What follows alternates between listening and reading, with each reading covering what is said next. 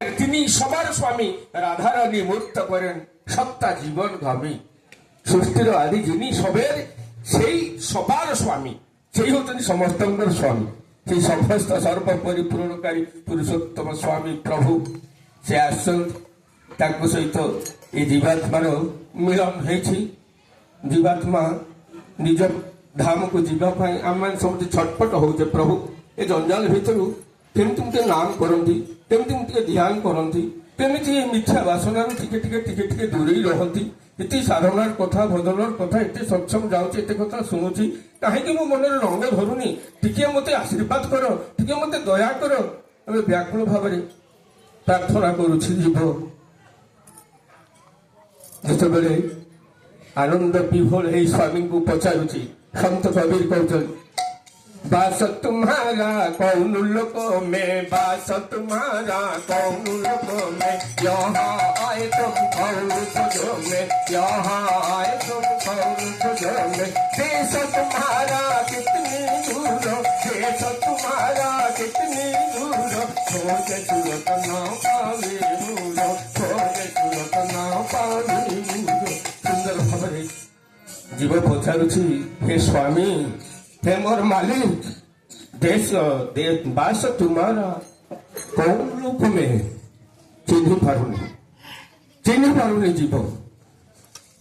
पचारती तुमर स्थानटा, तुमर बासस्थान केउं लोकरे, केउंठी तुमे रुह, यहाँ आए तुम, एठाकु तुमे आसीछ कौन खोज में, केउं इच्छारे, काहाकु खोजी खोजी, काहाकु खोजी खोजी। जेमती यीशु ख्रीष्ट हजिरा मेंढाकु खोजुथिले, ସକ୍ରେଟିସ୍ ଯେମିତି ମଣିଷ ଖୋଜୁଥିଲେ, ଠାକୁର ସେମିତି ମଣିଷ କାଙ୍ଗାଳ ହେଇ ଖୋଜି ଖୋଜି ଆସିଛନ୍ତି ତାଙ୍କ ଲୋକକୁ ପାଇବା ପାଇଁ। ବର୍ତ୍ତମାନ ଆଚାର୍ଯ୍ୟ ଏ ଡିପି କାର୍ଯ୍ୟକ୍ରମ ଭିତରେ ସେଇ ହଜିଲା ମେଣ୍ଢାମାନଙ୍କୁ ପୁଣି ତାଙ୍କ ଆଡ଼କୁ ଖୋଜି ଖୋଜି ଖୋଜି ଖୋଜି ଟାଣି ନେବା ପାଇଁ ପ୍ରୟାସ ଜାରି ରଖିଛନ୍ତି। ପୂଜନୀୟ ଅବିନ୍ଦା ମଧ୍ୟ ଦେଖନ୍ତୁ କେମିତି କଥା, यहाँ आए तुम कौन खोज में, ଏଠାକୁ ତୁମେ କେଉଁ ଇଚ୍ଛାରେ କାହାକୁ ଖୋଜି ଖୋଜି ଆସିଛ? देश तुम्हारा कितनी दूर, तुम्हार देश एठारू केते दूर, सूरत खोजे ना पावे मोर। ए जीवात्माटा खोजुछि प्रभु, ए जीवात्माटा खोजुछि, मु तार मूल पाउनी, आदि अंत पाउनी। दया करी आपण मते ठीक आपनक बासस्थान र ठिकाना दियंतु, मु आपनक सहित मिसिबाकु चाहे।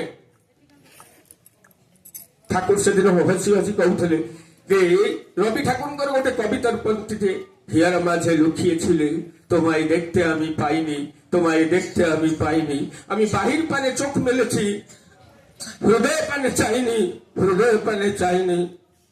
আমার সকল ভালোবাসায়, সকল আঘাত, সকল আশায় তুমি কাছে ছিলে, আমি তোমার কাছে যাইনি, আমি তোমার কাছে যাইনি। দেখো কেমনি কর, তুমি মোর হৃদয় ভিতরে লুচিকিরি রহিছ। ঈশ্বর সর্বভূতানাম হৃদয় জ্যোতিষ্ঠিত। আমি গীতাରେ ପଢୁଛୁ, କିନ୍ତୁ ଆମ ହୃଦୟକୁ କେବେ ଆଲୋଚନ କରିନୁ, କେବେ ତାକୁ ଆନାଲାଇଜ କରିନୁ।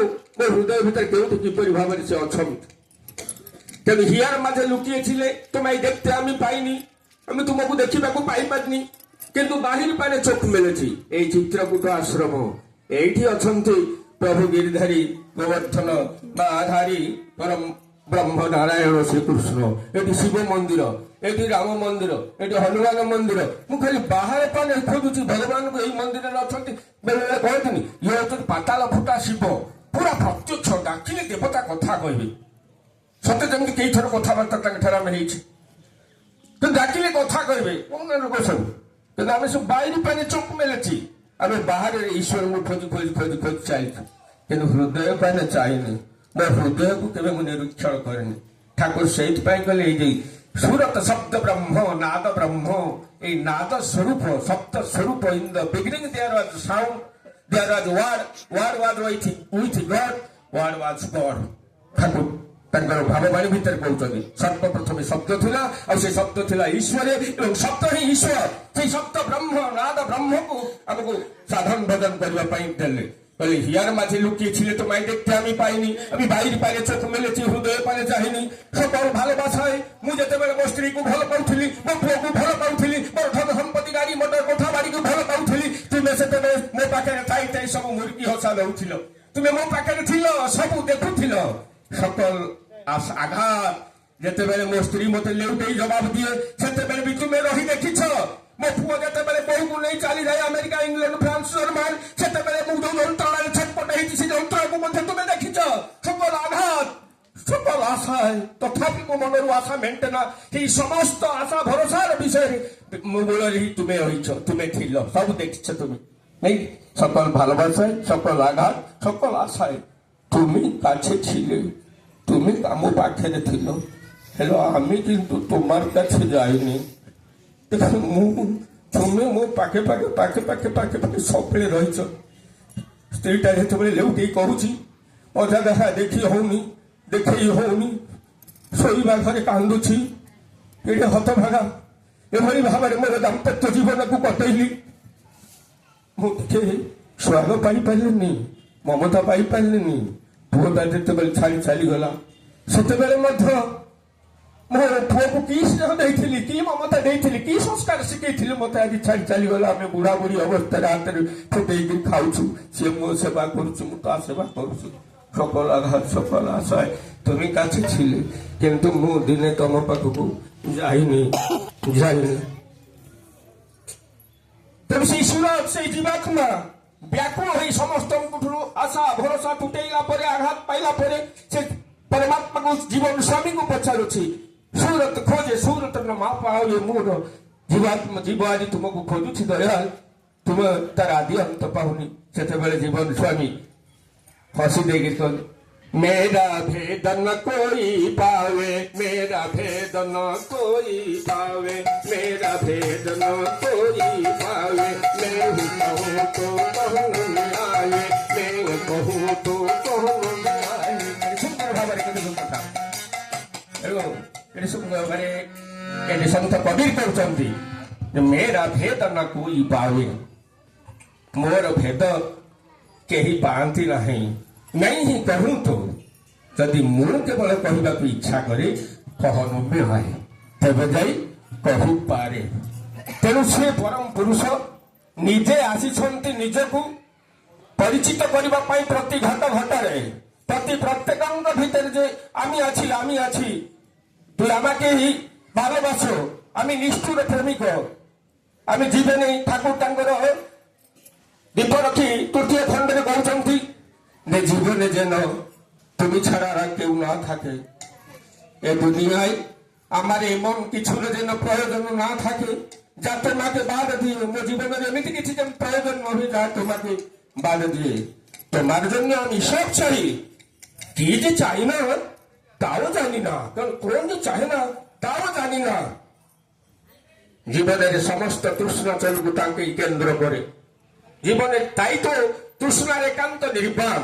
আমি দেখুন তৃষ্ণার একান্ত নির্বাণ মহাচেতন সমুত্থান, তাই তো তৃষ্ণার জীবনের সমস্ত তৃষ্ণা যেତେବେଳେ ତାଙ୍କୁ କେନ୍ଦ୍ର କରି ଚଳିବ, ଅର୍ଥାତ ମୋ ସ୍ତ୍ରୀ ତାଙ୍କ ପାଇଁ, ମୋର ପୁଅ ତାଙ୍କ ପାଇଁ। ବର୍ତ୍ତମାନ ଆଚାର୍ଯ୍ୟ ଦେବଦେବ କହୁଛନ୍ତି ମୁଁ ମୋ ସ୍ତ୍ରୀକୁ ଭଲ ପାଏ କିନ୍ତୁ ତାଙ୍କ ଠାରୁ କମ୍, ମୋ ପୁଅକୁ ଭଲ ପାଏ ତାଙ୍କ ଠାରୁ କମ୍। ଯେତେବେଳେ ମୋର ସମସ୍ତ ତୃଷ୍ଣା, ମୋର ସ୍ତ୍ରୀ, ପୁଅ, ପରିବାର ତାଙ୍କୁ କେନ୍ଦ୍ର କରି ଚାଲିବେ, ସମସ୍ତ ତୃଷ୍ଣା ଚଳିବ ତାଙ୍କୁ କେନ୍ଦ୍ର করে। এটাই হচ্ছে জীবন তৃষ্ণার একান্ত নির্বাণ। তুমি লাখ দর্শনের কথা করো, লাখ তত্ত্বের অবতারণা করো, লাখ বিজ্ঞানের কথা বলো না কেন, সেসবের মানে কিছু নয়। যদি তাকে সার্থক না করে তবে কিছুই হলো না। তুমি আমার এ কথা বলো, আমি কখনো বলবো না। তুমি আমার এ কথা আমি কখনো বলবো না। কেন? তুমি তো আমার আছোই না, তুমি তোমার ভালো মন্দ সুখ দুঃখ সববেলা আছো না, তেমন তুমি আমার কেন বলবো? আমার যা কিছু সব নিয়ে আমি তোমার, আমি তোমার, এরকম ভাবা এটা ভালো, এটা চমৎকার কথা। মোর যা কিছু আছে যে মু সব নেইকি ମୁଁ তোমার, ମୁଁ তোমার, ମୁଁ তোমার। সেই সে দাদা কହୁଥିଲେ এই যে তুমি আমার আমি তোমার, এ দুইটা কথা ভিতরে তফাৎ হଉଛି କଣ? ତୁମେ ମୋର କହିଦେଲେ ପ୍ରଭୁ ତୁମେ ତ ମୋର ଅଛ, ଆଉ ମୋ ପୁଅ ମାଟ୍ରିକ ଫାର୍ଷ୍ଟ ଡିଭିଜନ ପାଇବ, କେମିତି ଡାକ୍ତର ହବ, କେମିତି ଇଞ୍ଜିନିୟର ପ୍ରଫେସର ହବ, କେସ୍ କୁଛାଟା ଲାଗିଛି ଭାଇ ସହିପାରୁନି, ମାମଲାଟା ସବୁ ତ ପ୍ରଭୁ ଅଛନ୍ତି, ସବୁ କରିଦେବେ। তুমি আমার, তার মানে মোর নিজ বোধটা প্রভুଙ୍କ উপর ଥୋଇଦେବି। কিন্তু আমি তোমার, আমি তোমার, এ ভাবটা ହେଲା କଣ যে মোর ସବୁকিছু নেই, ମୁଁ ତୁମର। অর্থাৎ ମୁଁ ଯଦି ତୁମ ନା ଠାରୁ ଦୂରେଇ ରହିଲି ତାଠାରେ ତାମାନେ ମୁଁ ତାଙ୍କର କିଛି ନୁହେଁ। ତାଙ୍କଠାରୁ ଯଦି ଦୂରେଇଲି ସବୁ ସମୟରେ 24 ଘଣ୍ଟା ଅନବରତ ନାମମୟ ହେଇ ତାଙ୍କୁ ଭାବନା ଭିତରେ ରଖି ପ୍ରତ୍ୟେକଟି କାର୍ଯ୍ୟ ତାଙ୍କ ପାଇଁ କରିବାକୁ ହୁଏ। ଏବଂ ପ୍ରତ୍ୟେକଙ୍କ ଭିତରେ କୁକୁର ବିଲେଇ ଠାରୁ ଆରମ୍ଭ କରି ଭାତ ହାଣ୍ଡି ଠୁ ଶାଢୀ ପିନ୍ଧା ଶାଢୀ ଠୁ ଗାମୁଛା ଭିତରେ ହଉ ହାରମୋନିୟମ ଭିତରେ ହଉ ମାଇକ ଭିତରେ ହଉ ପ୍ରତ୍ୟେକଙ୍କ ଭିତରେ ତାଙ୍କୁ ଦର୍ଶନ କରିବାକୁ ହୁଏ, ତାଙ୍କୁ ଦେଖିବାକୁ ହୁଏ। ଚିନ୍ତା କରନ୍ତୁ କେତେ କଥାଟା ବ୍ରହ୍ମ ଯେ ବ୍ରହ୍ମଟା ବୃଦ୍ଧି ପାଇଛି। ଠାକୁର ଯେ କହୁଛନ୍ତି ହିସାବ କିଛି ଆମେ ଆପଣମାନେ ତ ପୁଣ୍ୟ ପଛରେ ଆମେ ଭକ୍ତ ଆମେ ଭଗବାନ ଆମେ ପୂଜ ଦେଇ ପୂଜ ଗ୍ରହଣ କରି ଆମେ ସାପ ହୋଇ କାମড়াই ଆମେ ଓଝା ହୋଇ ଝାଡ଼ି ଆମେ ଗୁଣମୟୀ ପ୍ରକୃତି ଆମେ ନିର୍ଗୁଣ ପୁରୁଷ ଆମେ ପ୍ରଶାନ୍ତ ସାଗର ଆମେ ଅଭ୍ରବେଦୀ ହିମଗିରି କେତେ କଥାରେ କହିଛନ୍ତି যে আমি স্ত্রী হয়ে স্বামী সেবা করি আমি স্ত্রী হয়ে স্বামী সেবা করি স্বামী হয়ে স্ত্রীর মনোরঞ্জন করি আমি কুকুর হয়ে একমুষ্টি অন্যের জন্য ঘুরে বেড়াই আমি নির্মম হয়ে তার মাথায় লাঠি মারি। তারপরে মু কুকুর লাঠি মারুଥିବା ଲୋକଟା ହିଁ ମୁଁ ଯେମିତି କୁକୁର ହେଇଛି ଲାଠି ମାରୁଥିବା ଲୋକଟା ବି ମୁଁ ହେଇଛି। ଏଠି ଚମତ୍କାର କଥା ଦେଖନ୍ତୁ ମୁଁ ସାପ ହେଇକିରି କାମୁଡୁଛି ମୁଁ ବି ଓଝା ହେଇକିରି ଝାଡୁଛି। ତେଣୁ ଏ ସବୁ ଭିତରେ ତାଙ୍କୁ ଦର୍ଶନ କରିବା ଯେତେବେଳେ ଠାକୁର ମାନେ ଘଟେ ଘଟେ ଇଷ୍ଟ ସ୍ଫୁରଣ যখন তোমার হবে ব্রহ্মবোধরে প্রথম ধাপটি ঠিক পাই তুমি তবে ঘটে ঘটে ইষ্ট স্ফুରଣ যেତେବେଳେ ତୁମର ହେବ ସେତେବେଳେ ତୁମେ ବ୍ରହ୍ମବୋଧର ପ୍ରଥମ ପାହାଚରେ ଯାଇକରି ପହଞ୍ଚିବ। ଠାକୁର ଅନୁକୂଳ ଚନ୍ଦ୍ର ସେଇଥିପାଇଁ ଆସିଛନ୍ତି ଏଇ ଜଞ୍ଜାଳ ଭିତରେ ଛଟପଟ ହେଉଥିବା ମଣିଷକୁ ଶାନ୍ତିର ପଥ ଦେବା ପାଇଁ ଆଉ ତାକୁ ବଞ୍ଚିବାର ବାଟ ଦେଖେଇବା ପାଇଁ। ଜୀବନରେ ଯିଏ ତାଙ୍କୁ ଗ୍ରହଣ କରିଛି ତାଙ୍କ ଜୀବନର ରଙ୍ଗ ବଦଳି ଯାଇଛି। ସେଦିନ ଆପଣମାନେ ସମସ୍ତେ ଜାଣନ୍ତି ମୁଁ ଗୋଟେ କଥା କହୁଛି ଯେ ପୁରୀ ଠାକୁର ଆସିଥିଲେ 1922 ମସିହାରେ 1922 ମସିହାରେ ଠାକୁର ଆସିଥିଲେ।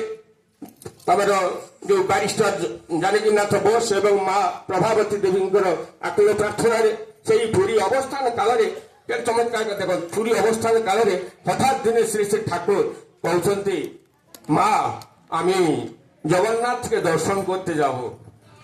ব্যারিস্টার মহাশয় ছিলেন ব্যারিস্টার মহাশয় মা আপনি ব্যস্ত হন না আমি সঙ্গে নিয়ে খাবো। তাই জানকীনাথ বোস এবং ঠাকুর সাঙ্গ হয়ে গলে মন্দির দর্শন করা গলে।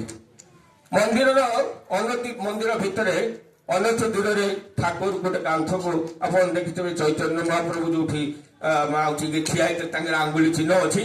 ଠାକୁର ସେଇ ଜାଗାରେ ଠିଆ ହେଇକିରି ଜଗନ୍ନାଥଙ୍କୁ ଏକ ପଲକରେ ଚାହିଁଛନ୍ତି। ଏଣ୍ଡିମେସନ ନହେଲାରେ ଖାଲି ବିଡ଼ି ବିଡ଼ି ବିଡ଼ି ବିଡ଼ି ବିଡ଼ି ବିଡ଼ି ବିଡ଼ି ବିଡ଼ି ବିଡ଼ି ହେଇକିରି କଣ କହୁଛନ୍ତି। ଇଏ ଆଶ୍ଚର୍ଯ୍ୟ ହେଇଗଲେ କଣ ଏ କଥା କଣ ଠାକୁର କଣ କହୁଛନ୍ତି ବିଡ଼ି ବିଡ଼ି। ଜଗନ୍ନାଥଙ୍କୁ ଚାହିଁଲେ ଜଗନ୍ନାଥଙ୍କ ତ ପାଟି ନାହିଁ ଖାଲି ନାଲି ଗାର ରହିଛି। ସେ ନାଲି ଗାର ଓଠ ଖାଲି ପାଖ ହଉଛି ଆଶ୍ଚର୍ଯ୍ୟ ହେଇଗଲେ କି କଥା ଇଏ ତାଙ୍କର ପାଟି ନାହିଁ ଇଏ କଣ ଏମିତି ପାଖ କରୁଛି। ଠାକୁର କଣ ବିଡ଼ି ବିଡ଼ି ହେଇ କରୁଛନ୍ତି ଏମିତି ଚାଲିଲା ବହୁତ ସମୟ। ତାପରେ ହଠାତ୍ ଠାକୁର ଦିଆ ମାରିକି ପଳେଇ ଆସିଲେ ବାହାରକୁ।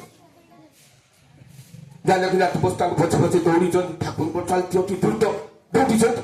ଠାକୁର ଦୌଡ଼ି ଦୌଡ଼ି ଯାଇ ଏ ବଡ଼ଦାଣ୍ଡରେ ଗୋଟେ ଭିକାରୀ ପାଖରେ ପହଞ୍ଚି ଯାଇକି କହୁଛନ୍ତି